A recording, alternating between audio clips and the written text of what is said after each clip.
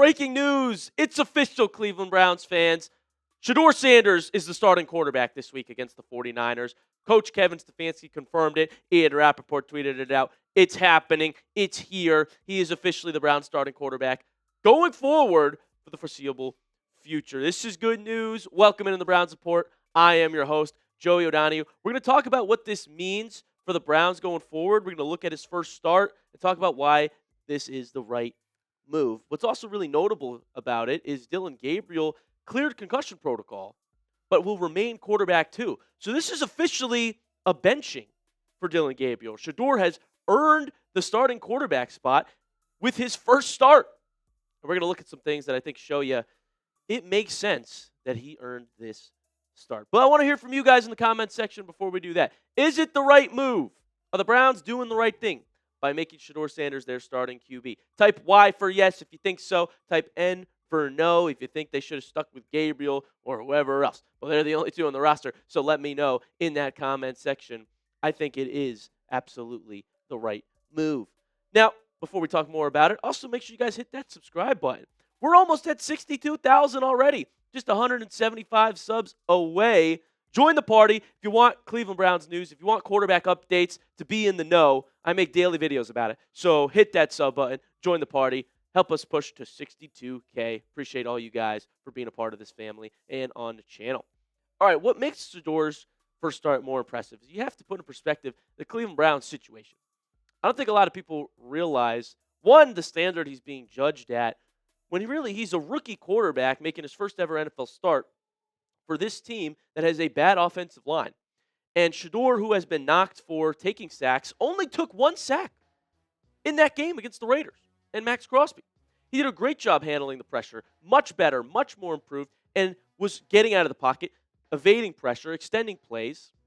And this is all on 1 week of practice with the first teamers, with a head coach that's on the hot seat, with a head coach that has questions about being able to develop a quarterback in recent memory. You have to take all of this into account. Finally, he did not get any help from the run game this time. The Browns averaged 2.4 yards per rush, folks. I mean, teams are stacking the box. I didn't really love that game plan of first down, second down runs that are just going for nothing, and then you're putting us in third and longs, and we still overcame that. Obviously, the defense had a day for the ages as well that we're going to talk about, but this all needs to be considered when you look at Shedeur getting those win for the football team and putting up over 20, which Cleveland rarely does. Finally, you have Jeudy making a boneheaded mistake. That's not helping out your quarterback, is it? He starts high-stepping after a big completion that went for 39 yards, doesn't see the Raiders defender, gets the ball punched out. I mean, Jeudy, man. He's got hothead moments all season long, I know, but come on. This could have been another scoring drive for Shedeur and the Cleveland Browns. And so the play of the day, in my opinion, was that throw to Isaiah Bond. I mean, look at this. Rolling out, throwing on the run, deep ball accuracy. At that time, it was the longest completion of the Browns season, 52 yards. And then they broke that later on, which we'll show you in a moment here. But the throw was right in the bucket, caught by Isaiah Bond, and it's the longest Browns completion by air yards in 2 years. 42 yards through the air. Longest since 2023, folks. I'm telling you, there's more you could do with Shedeur. There's more opportunity for deep shots, for big-time throws. Defenses have to now account for this. It opens up our offense. It opens up the run game because now there's the threat of going deep, of this happening for 50 yards. I mean, we had more deep plays in this game than I think we've had in Dillon Gabriel's 5 starts, to be honest. Not only the 52-yard completion to Bond, not only the 39-yarder to Jeudy that he sold at the end of it, but a 66-yard touchdown pass to Dylan Sampson. And Shedeur averaged 10.5 yards per attempt. Gabriel was only averaging 5. There's just so much more that play callers can do. He's the bigger quarterback. I think it's the right decision. And some of you might be saying, well, the touchdown pass to Sampson, that was a screen. You're seriously going to give him any credit for that? May I remind you that a screen is not that easy for all Browns quarterbacks. This was to Malachi Corley in the Jets game, wide open for the screen. He had daylight to run as well. It's the same play, and Gabriel sails it over his head. Shedeur throwing the screen to Sampson puts it where it needs to be, right on the money, and Sampson's allowed to do the rest, take it to the house for a 66-yard touchdown. Cleveland's third offensive touchdown of the day, folks. I know it wasn't perfect. I know the Raiders are a bad team. But all things considered, everything taken into account, he proved he should be the starting quarterback that we start developing from here on out. And I'm excited about this one. Also, the idea that he is a rookie. I mean, guys, so many rookie quarterbacks in their first starts were awful and went on to be great. Like, the fact that he was good shows that this is a promising sign. I mean, all you want to do is see flashes in these types of games. I mean, Aikman had a bad first start, 2 interceptions. Andrew Luck did. Peyton Manning did. Steve Young, you name it. A lot of all-time greats didn't have a good first game, and they weren't under the sort of scrutiny and pressure that we are in a social media age nowadays where every little thing you do will be examined, will be scrutinized, and somewhere on Twitter. And so in these types of starts for a rookie, you just want to see some flashes. The fact that Shedeur's game was decent and delivered a win, did enough to win the football game in your first ever start. No Cleveland Browns quarterback has ever done that in their first start since the team moved back in 99. I'm serious. They were 0-17. It's history that Shedeur won this football game, guys. Things are really changing in Cleveland. I believe that. And I think that it's a promising sign what we saw in the first start. I'm glad that we're going to see him again next Sunday against a real test here against the 49ers, you know. And like I said, all you can do is expect just enough to win and some good flashes in a turmoil situation right now in Cleveland. And I thought he did that. He also just brings the juice. He brings the energy, the excitement. The guys rally around him. Myles Garrett loves him. I mean, seriously, Garrett is over there on the sideline, shocked about his throw, having the time of his life. He said in the postgame, not many quarterbacks can make that throw that Shedeur made to Bond. I mean, the locker room loves him. That's what Mary Kay had reported as well. The fans love him. They want him to start in Cleveland. The atmosphere is going to be electric in a home game. And as I've been saying for months, he gives you more deep shots. You saw it in the game Sunday. It's my point proven. More mobility. I love the plays where they just have him rolling out. I love how he's extending the pressure and calmly rolling out to buy more time and look downfield. His eyes are downfield. He's a better prospect. It's going to do more for our offense. So I don't care if you don't think he's the guy. He's telling us he is. I don't care if you don't think that yet. But he's better than Dillon Gabriel. He's got the better arm strength. He's the better prospect with the higher ceiling that we should be developing. A lot of people will tell you we should have been developing him from day one. But we're here now. He's getting the start. I think that's good news. And so I understand the point that a lot of you guys are saying. I want to see more from him. I absolutely want to see more from him as well. He's young. It's his first ever start, guys. But clearly, he's earned it out of everyone that we've seen this season. We're going to talk some more about Shedeur and the Browns defense here on the show. But first, I want to give a special shout out to our friends over at Prize Picks. This episode is brought to you by Prize Picks. It is the holiday season, the best time of year for sports.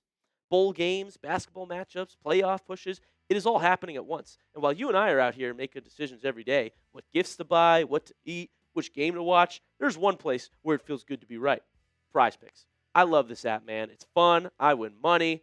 And covering the Browns helps me know what picks to make. When coaches talk about getting Jeudy more involved, I picked more in his projections, and I was right. When Cleveland plays a bad run defense, I pick Quinshon Judkins' projections.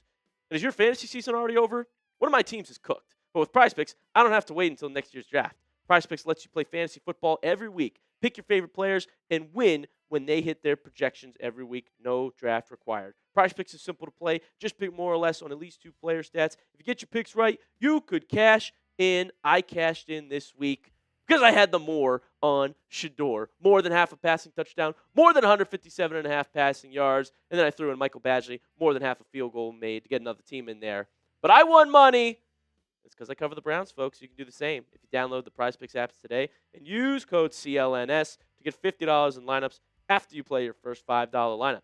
That is code CLNS to get $50 in lineups after you play your first $5 lineup.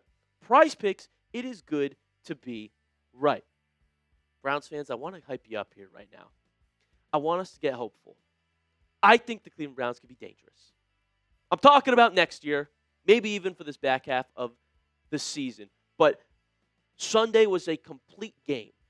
If we get right in next year's draft, load up on what you actually need, linemen and receivers, we could be dangerous. I mean, the rookie class that we put together this year, We got names for years to come. Mason Graham, Carson Schwestinger is having a remarkable season. He's a stud, a gem in the NFL draft. Quinshon Judkins and Dylan Sampson. I like what I've seen from both running backs now. Let's get Sampson a little more involved after that big play.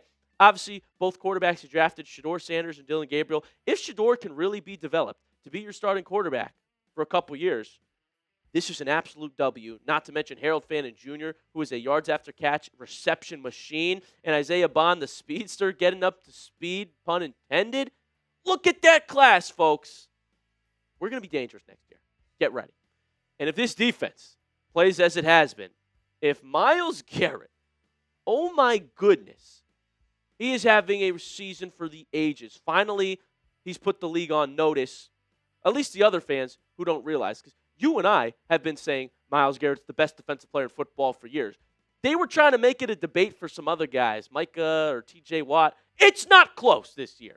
18 sacks, more than anybody else in the National Football League. He's got 26 tackles for loss. You guessed it. That's first in the National Football League. The sack record for a single season is 22.5. He is on pace to break that. With 6 games left, he needs 5 sacks, I believe. It's historic. And the Browns had 10 sacks against the Raiders. I mean, they were all over Geno Smith. We literally got 2 of their coaches fired. We beat them so bad. Exposed them so bad. And why I'm also hyped because of how the offense did enough is it's better results. When Myles is having this type of season, we should not have been 2-8. We got blown out against the Patriots when Myles had 5 sacks. How is that possible? Can you even fathom a player having 5 sacks in a blowout loss? And then another blowout loss against the Ravens when he had 4 sacks on Lamar Jackson?